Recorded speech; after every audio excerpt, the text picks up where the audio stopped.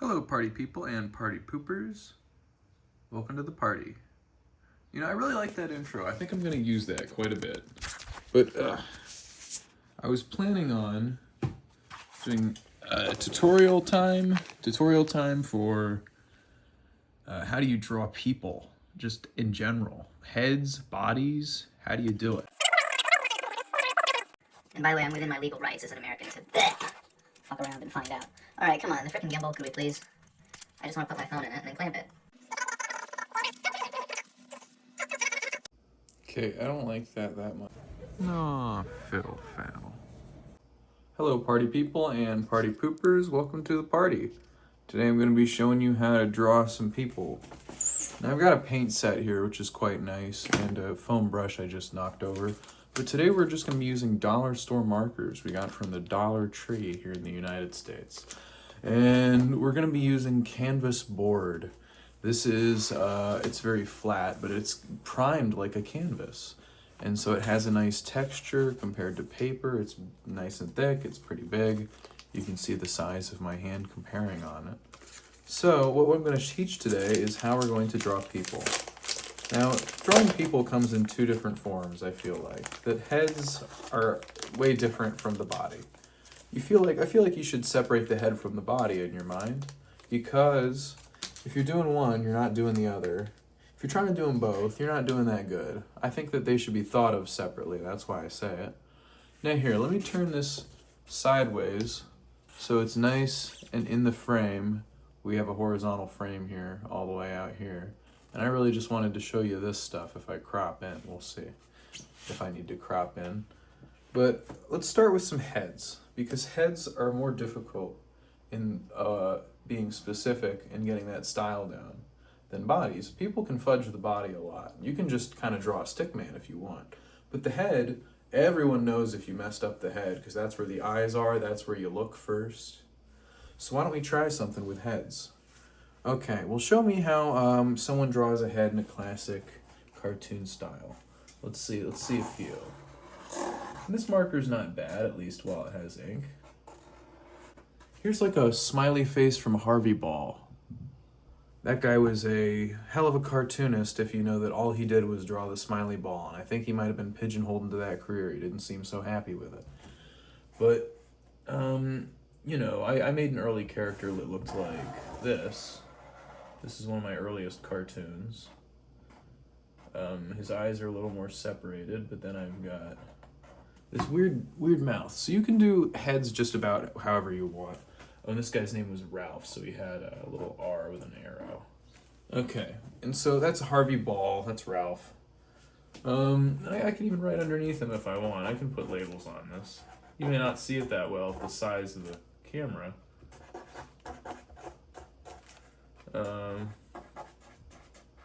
Ralph. And there we go. Now, I can show you some more examples of what my characters looked like. For some time, I had this idea of attaching an ear to the head. And then I did the hair kind of like this, I guess. And then I would begin to do these dotted eyes. I would begin to draw noses, I think, as well.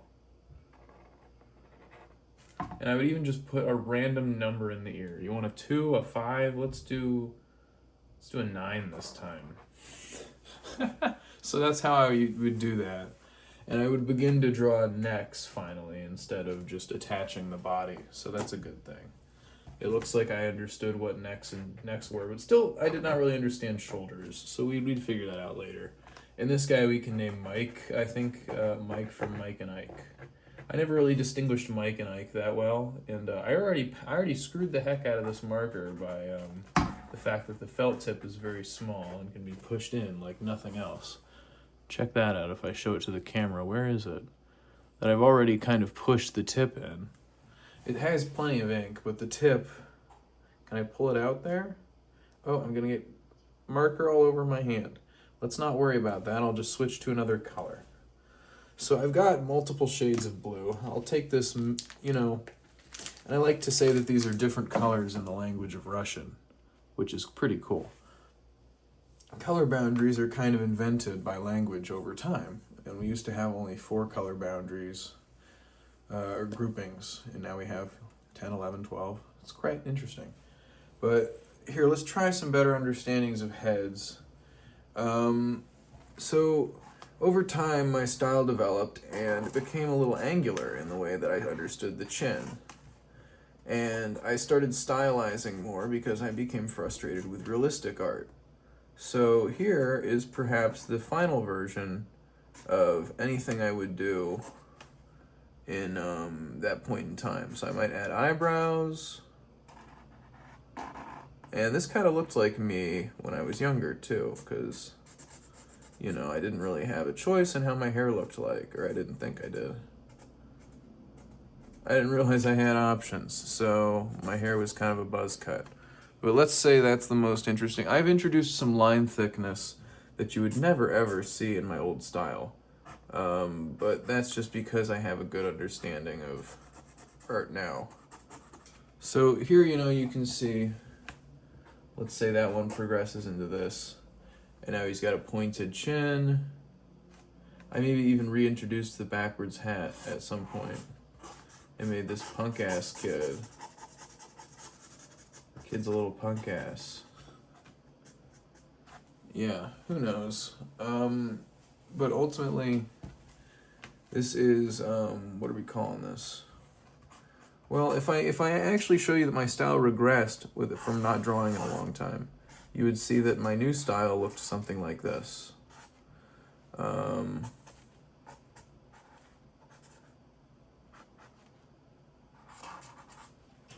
that this kind of thing became my new style when I started drawing again after not doing it in a long time. My influences being stuff like Homestuck, Western cartooning, you know, internet comics in general.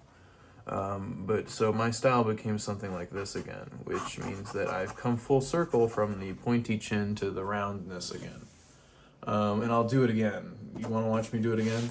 But so this looks a lot like a John Homestuck, and let's just call him John right here, because that's a pretty good John, isn't it? You know? And anyways, if I were to continue down this path, how do I do a good head nowadays? Usually how I do a good head nowadays is usually still understood in 2 dimensions, but I can add 3D understandings. So, like this here, I have some teeth. And let's draw a girl this time, because I really didn't do this a lot growing up. I didn't understand women. Or myself. So, here we go. And that's cool. I can do the little spot in the eye, like it's where the eye is looking. That looks very nice. And so here, I'm just trying to do, and this is just kind of cobbled together from different shapes I know are nice. Let's draw my girlfriend. I like my girlfriend. So here we go. She's got some hair like this. I usually draw the neck with a bunch of different little shapes, like to show mastoids, deltoids, the collarbone, clavicle, whatever it is. The trapezius. So here we go. Then I usually draw these dropping down. You don't have to worry about this part because I don't think I'm getting into this too much yet. I was focusing on heads, but I can do this very quickly from my understanding of shapes. So my understanding of shapes allows me to build out really quickly. And then let's see, my girlfriend has tattoos here, here. I can use my muscle memory here, here. If I gave her some shorts, she'd have one on this side. It would actually be on the other side, sorry. And then let's give her some little shoes, and you know, I can put another shoe behind it. And you know, maybe she's got like a little hoodie thing going on today. So let's try for like a sleeve. I don't even know what I'm doing anymore. A sleeveless hoodie? Who can say? So that looks pretty cool. I like it. And that's how I draw a full person. But you'll see, you know, if I turn this around on you, just because I want to not worry about these drawings. I need a little more space up here where my center is with my camera. So let's flip the colors around and let's actually focus on the head, because going through the body that quick is not going to help anybody. Let's talk about why the head looks the way that it does in drawing. And I'm going to start a next video Let's just keep going. I'm just gonna upload it to YouTube. So I'm gonna kneel down because I think I need to do that. And let's try and draw a head. Okay, so here's a head in like the realistic style. In the most realistic style I can think of, a head can't be a circle because we have to put a tallness to the head. And there has to be this chin underneath. And perhaps there's even a middle line like here, right? Which the middle line is literally for the eyes, by the way. If you put the eyes anywhere else, you're not understanding where the eyes should go. And you see I've just drawn in some eyes cartoonishly, but this is maybe an overestimation of how big eyes are in real life from cartooning. They're usually a fifth of the width with a fifth in between and a fifth on either side. So you go 1/5, 1/5, 1/5, 1/5, 1/5. But here I have them touch the edges more. I do more playful things with line weight. Because I know what I'm doing already, I can play with the line weight and different variations of drawing because I know what the structure is underneath. I can add a little bit of blush mark. I can color these in better and they might not look as weird. Here we go. But so when you place an ear, the ear has to go a certain spot. You can actually check this on your head at any point in time. But just look forward so your face isn't tilting, and draw the top of your ear over to your eyebrow. So check this out. Here's an ear. Here's an ear. This is like what the size of the ear should be, which seems like a lot, but it's gonna be okay. We're adding hair later. And I'm doing just a little something simple to make the ear. But the top of the ear is for your eyebrows. You notice that the top of your ear went up to your eyebrows. And then try it again with the bottom of your ear. Your earlobe goes to your mouth. No, wait, I was looking down. My bottom of my ear goes, look straight, look straight. Okay, my nose is to the middle of the ear. Okay. So let's see. I can just try this, on my face. This nose is not going to look great. I usually don't go for a nose like this. So to make it cute, I'm just going to throw a bandage on there. We can go more realistic. I don't care. And because I want to get rid of this line somehow, let's see. I don't know. Let's give this character a nosebleed because they also have a bandage. I think it'll be cute. And here we'll do like some crooked teeth, some gum spots. So once I know a lot of the big details, I can do these little details. Okay, anyways, here I do like a tuft of hair going down this way. I do another one this way. Okay, and so this is me just doing hair tufts. You know that hair tufts are just different line shapes. So I can get spiky with it. A lot of Homestuck characters, they do that sort of thing. You can get as spiky with it or as wavy with it as you want. Hair has all these different shapes. You could literally build this into a black shape out of scribbles if you wanted. But usually when I draw the chin, I like to kind of make this hexagon or shape. I kind of square it off in that way. Okay, let's color the hair so it'll actually create some contrast. Because even if I'm in black, even if I'm in just one color here, I want that contrast so I can tell where the edge of the hair is compared to everything else. It's similar to making the thick line of the chin. Okay, it's very nice. It's very nice. And so here we go. We can give her a little blemish right there. And here I'm going to draw down something like that.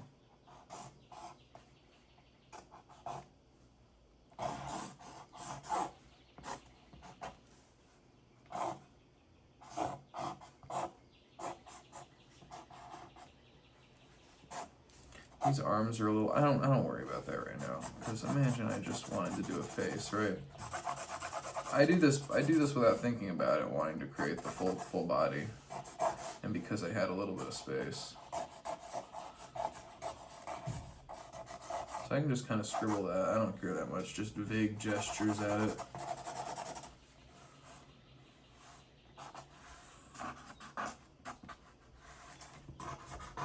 Add some little cartoon sparkles because she's so nice with it. Even though she's clearly just got in a fight, she's still very nice. Okay. I don't know, just added some personality. Personality is often stored in the face, or within the pose, or within the fashion, you know? So I try different things with all those. Here I can do, if this was Olivia, it would be the dragon tattoo. And the flowers. I like all that. So, yeah, and then, you know, I can do a little more with a shadow here.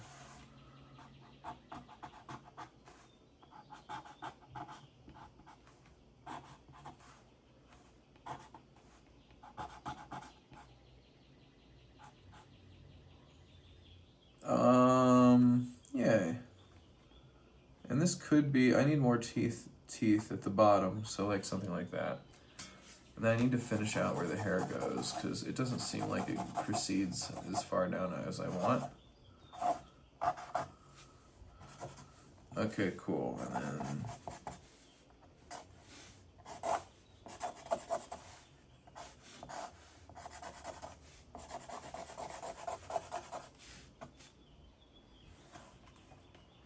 I can give her little horns if I want.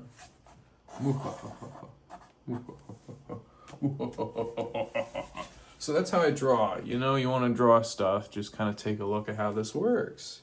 I mean, the rest of the stuff is vague understandings, because body anatomy is way more difficult. But you don't got to draw everyone 7 heads tall like you're an ancient Greek cutting them out of... Okay, I hope that we have that recording, because I just cut... I'm going to do one more in orange. Come on. I'm going to try some funky shapes, though. Let's try like a werewolf. So I'll show you what I can do with some funky shapes, and we'll do some overlapping too, which is going to create cool things.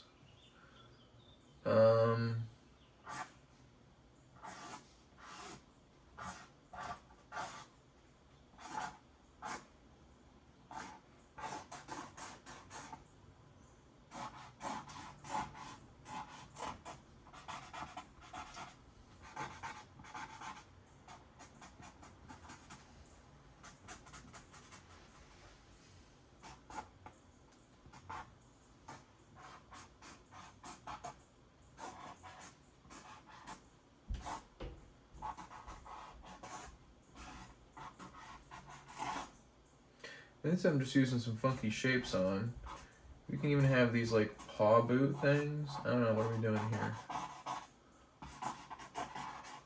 I don't know, but it looks cool. I can figure it out later, the fashion stuff.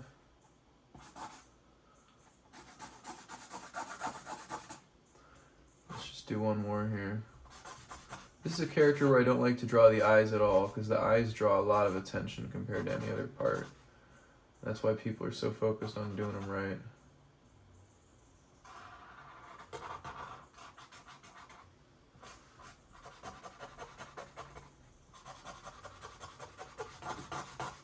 Sometimes I just try to cover one up or make one wink so they don't always have to match. That's actually really good advice. You don't have to make your eyes match perfectly every time. I mean, I'm sure you can flip your drawings and shit in a digital program. But I honestly, sometimes you just don't want the eyes to match, and that's okay.